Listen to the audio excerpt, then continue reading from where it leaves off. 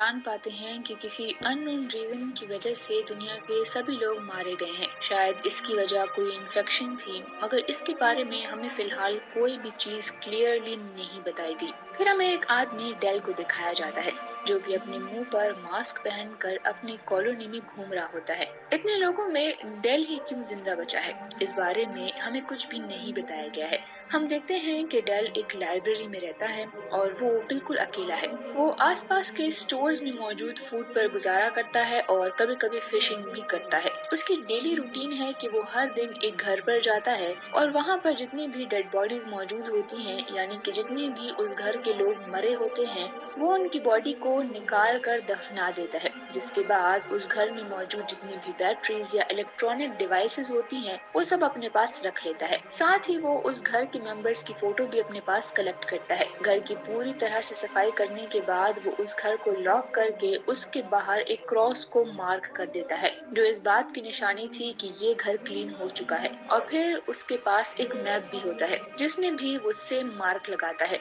अब रात में कुछ देर लैपटॉप पर मूवी देखने के बाद डेल सो जाता है, लेकिन तभी अचानक रात में उसे फायरवर्क की आवाज सुनाई देती है। वो घबरा जाता है क्योंकि यहाँ पर उसके अलावा कोई भी इंसान जिंदा नहीं है। खैर, डेल सुबह होने का इंतजार करता है क्योंकि वो इतनी रात को अनजान खतरा मोल नहीं लेना चाहता था। अगली सुबह डेल देखता है कि एक कार का एक्सीडेंट हो चुका है। वो कार के पास जाता है और उसे अंदर एक लड़की बेहोश मिलती है और बैक सीट में एक गन भी होती है। डेल उस लड़की को घर ले आता है और उसके जख्मों पर पट्टी करता है, जिसके बाद वो उसे रूम में लॉक करके निकल जाता है। जब उस लड़की को होश आता है तो उसे भी समझ नहीं आता कि वो यहाँ कैसे आई, क्योंकि उसे भी ऐसा ही लगता था कि कोई भी इंसान अब जिंदा नहीं है। वो जब बाहर जाने की कोशिश करती है तो डोर लॉक था। तब डेल उसके पास आकर पूछता है कि क्या तुम्हारे साथ कोई और भी है और तुम्हारे पास वो गन कहाँ से आई। तो वो लड़की कहती है कि मेरे साथ कोई नहीं है, मैं कई दिनों से अकेली ही इन सड़कों पर घूम रही हूँ और वो गन मुझे कहीं रास्ते से मिली थी, जो मैंने अपनी सेफ्टी के लिए रख ली थी।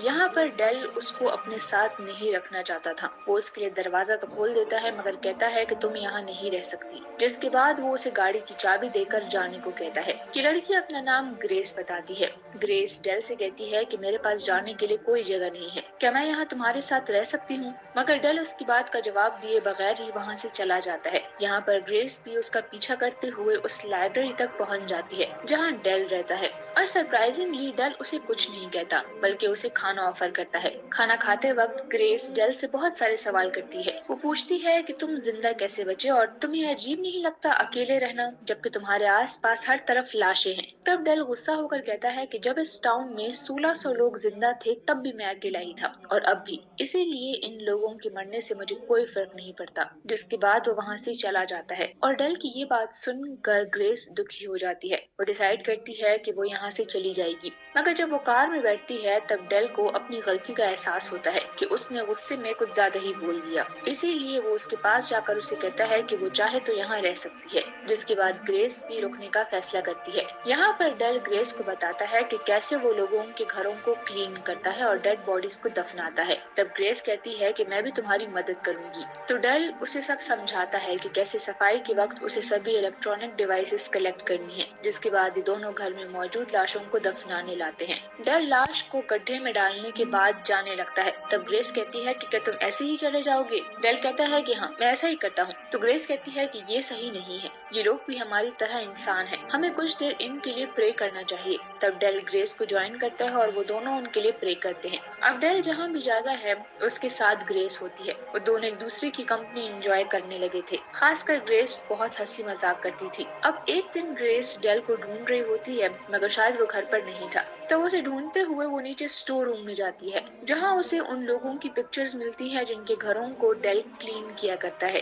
और ग्रेस को समझ नहीं आता कि डेल आखिर ऐसा क्यों करता है, इस सब से उसे क्या मिलता है। उसे कुछ समझ नहीं आती, इसीलिए फ्रेश होने के लिए वो थोड़ा बाहर चली जाती है। तभी उसे एक घर से आवाज आती है। वहाँ पर एक डॉग को वो देखती है, जिसे पाकर वो बहुत ही खुश होती है। वो उसका नया दोस्त था। वो उसे घर लाती है, जहाँ पर डेल डॉग के आने से ज्यादा खुश नहीं था। मगर जब ग्रेस उसका नाम रखने की बात करती है तो वो उसमें इंटरेस्ट लेता है। वो दोनों ही एक एक नाम डिसाइड करते हैं, मगर एंड में वो उसे डॉग ही बुलाते हैं। अब वक्त गुजरता है और ये दोनों ही एक दूसरे के साथ खुश थे। एक दिन हम देखते हैं कि ग्रेस अपने पेरेंट्स को बहुत मिस करती है। उसकी गर्दन पर एक निशान भी है जो वो हमेशा डेल से छुपाती है। अब ऐसा क्यों है ये हम आगे जान पाएंगे। अब एक दिन ग्रेस देखती है कि डॉग डेल की बुक को फाड़ रहा है। ग्रेस उसे रोकती है और इसके लिए डेल को सॉरी भी करती है। डेल उस पर गुस्सा नहीं होता और कहता है कि कोई बात नहीं, मैं डॉग को ले जाता हूँ, तुम्हें जगह की सफाई कर दो। मगर जैसे ही डेल डॉग को उठाने लगता है तो डॉग उसे काट लेता है। ग्रेस उसकी पट्टी करती है और अगले दिन वो देखती है कि डॉग वहाँ से गायब है। वो बहुत परेशान हो जाती है। वो डेल को भी बताती है तो डेल कहता है कि परेशान मत हो, हम उसे ढूंढ लेंगे। फिर वो उसे हर जगह ढूंढते हैं मगर डॉग उन्हें कहीं भी नहीं मिलता। अब ग्रेस को लास्ट इंसिडेंट याद आता है और उसे लगता है कि शायद ये सब डेल ने जानबूझकर किया है। घर आकर वो बहुत ड्रिंक करती है और फिर बेसमेंट से वो पिक्स निकाल कर डेल को कन्फ्रंट करती है। वो उसे पूछती है कि तुम ये पिक्स क्यों कलेक्ट करते हो, तुम तो इन लोगों को जानते तक नहीं, ना तुम में इन सब के लिए कोई इमोशनल फीलिंग्स है, तुम बस उन सब को डेड बॉडीज की तरह ट्रीट करते हो, तो तुम ये फोटोज क्यों कलेक्ट करते रहे। तब डेल उदास हो जाता है और कहता है कि मैं हमेशा से ऐसा नहीं था, जब सब कुछ ठीक था तो मैं भी खुश था, मेरे पेरेंट्स थे। और ये कहकर वो वहाँ से चला जाता है। अब डेल को भी रियलाइज होता है कि वो गलत है, इसीलिए अगली सुबह वो ग्रेस को एक ग्रीन हाउस ले जाता है और उसे कहता है कि तुम इसका ख्याल रखना। ये उसका सॉरी बोलने का तरीका था और ग्रेस भी उसे माफ कर देती है। अब क्योंकि डेल ने ग्रेस को सारा काम सिखा दिया था,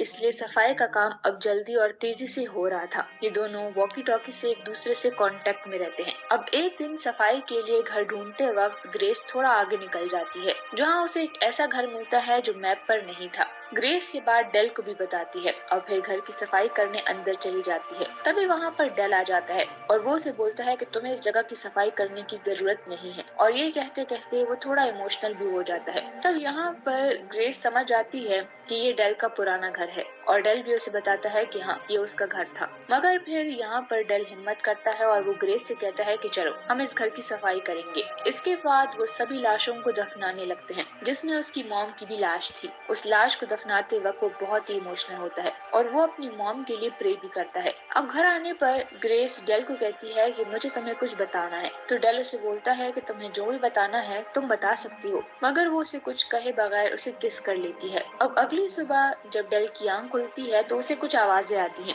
वो गन लेकर नीचे जाता है तो ये देखकर हैरान हो जाता है कि वहाँ पर ग्रेस के साथ दो और लोग, पैट्रिक और वॉयलेट भी हैं, और ये दोनों असल में ग्रेस के पेरेंट्स हैं। पैट्रिक डेल से कहता है कि आओ हमारे साथ नाश्ता करो, और यहाँ पर ग्रेस को देखकर हम समझ सकते हैं कि वो बहुत घबराई हुई है। पैट्रिक ग्रेस से कहता है कि क्या तुमने डेल को हमारे बारे में नहीं बताया, तो ग्रेस कहती है कि डेल ये मेरे पेरेंट्स हैं। पैट्रिक कहता है कि कैलिफोर्निया में बहुत से ऐसे लोग हैं जो अभी भी जिंदा हैं, वहाँ पर बहुत सारे डॉक्टर्स भी हैं जो कि इंसानों का इलाज करते हैं, मगर यहाँ पर डेल को कुछ भी ठीक नहीं लग रहा था, इसीलिए वो वहाँ से उठकर चला जाता है। ग्रेस उसके पीछे बाहर आती है।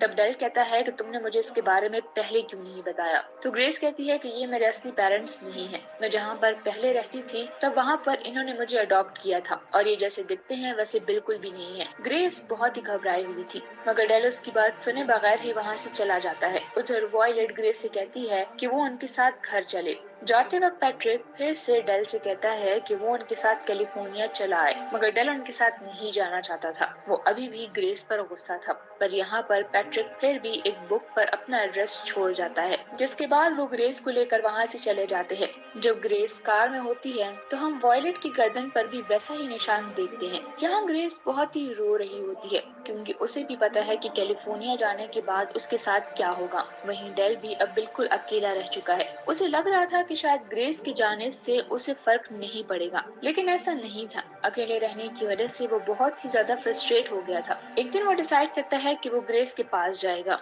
जिसके बाद वो उस बुक को ढूंढने लगता है जिसपे पैट्रिक ने अपना एड्रेस लिखा था। एड्रेस मिल जाने के बाद वो अपने सफर पर निकल जाता है। कैलिफोर्निया का सफर बहुत ही लंबा था, इसीलिए वो कार्स चेंज करते हुए आगे बढ़ता है और फाइनली वो एड्रेस पर पहुंच जाता है। लेकिन वो इंतजार करता है। जब वॉयलेट और पैट्रिक सो जाते हैं तभी वो घर के अंदर जाता है। वो बड़ी ही खामोशी से ग्रेस का कमरा ढूंढ लेता है, मगर कमरे में अंदर जाकर वो बिल्कुल ही हैरान रह जाता है क्योंकि ग्रेस के साथ कुछ मशीन्स अटैच थी और डेल ग्रेस को आवाज देता है और ग्रेस अपनी आंखें खोलती है तो उसे देखकर वो भी हैरान थी। डेल ग्रेस से पूछता है कि ये सब क्या हो रहा है, तो ग्रेस उसे बताती है कि ये लोग मेरी याददाश्त को मिटा रहे हैं। इसके बाद डेल उसे मशीन से आजाद कर देता है और ग्रेस अपने पांव पर खड़ी होती है। तभी वहाँ पर पैट्रिक आ जाता है और वो उसे पूछता है कि तुम ये क्या कर रहे हो। तो तब डेल कहता है कि मैं इसे यहाँ से ले जाने आया हूँ। पैट्रिक कहता है कि तुम ये ठीक नहीं कर रहे हो, हम इस पर एक्सपेरिमेंट कर रहे हैं जिसमें कि हम इसकी यादों को मिटा देंगे। ये अपनी सभी पुरानी यादें बिल्कुल भूल जाएगी और आसानी से मूव ऑन कर पाएगी।